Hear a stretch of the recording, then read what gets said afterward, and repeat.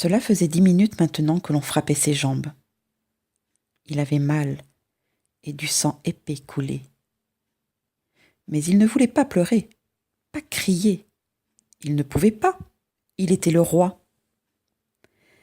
Il était né en plein cœur d'une forêt froide, où les neiges abondantes de l'hiver l'avaient transi plus d'une fois. Enfant, il levait la tête vers le ciel pour contempler ses aînés, rêvant qu'un jour, il serait fort et fier comme eux. Il lui avait fallu bien des fois se relever quand, frappé par le vent, il se sentait faible et blafard. Sa fierté l'avait tenu, et il était devenu le plus grand, le roi. Le vent, désormais, chantait grâce à lui, et il protégeait les plus faibles, les plus petits. Tout le monde le respectait.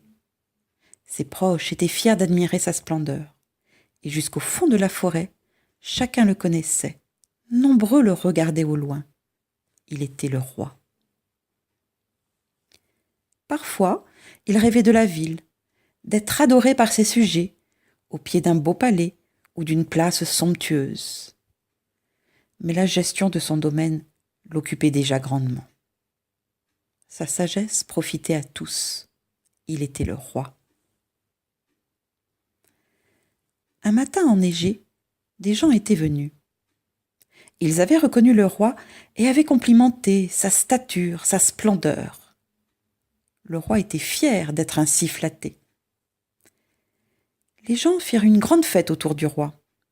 Ils mangèrent et burent en riant, se félicitant, après un si long voyage, d'avoir enfin trouvé ce roi, si beau et si altier. La fête dura jusqu'à tard dans la nuit. En son honneur, il était le roi. Au petit matin, les gens se mirent à frapper le roi aux pieds.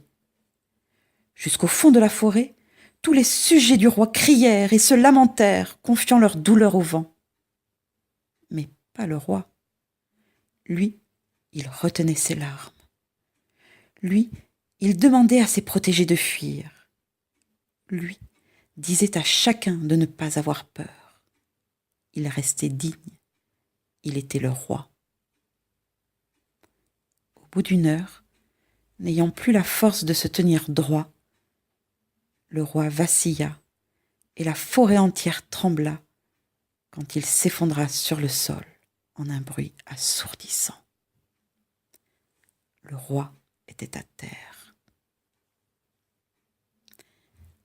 Les gens l'attachèrent à un attelage tiré par des chevaux et emportèrent le roi au loin en le traînant au sol. Il avait été le roi. Étourdi, humilié, le roi vit l'un des gens creuser un trou et y déposer une graine. Cette graine qui grandirait et peut-être un jour deviendrait le roi. Le roi était tombé, et l'on dressa son corps sur cette place dont il avait parfois rêvé, ornée de guirlandes et d'illuminations. Sur le parvis de l'hôtel de ville, ainsi finit le roi. La légende dit que même mort, longtemps, il pleura des larmes de résine quand les enfants autour de lui chantaient « Mon beau sapin, roi des forêts ».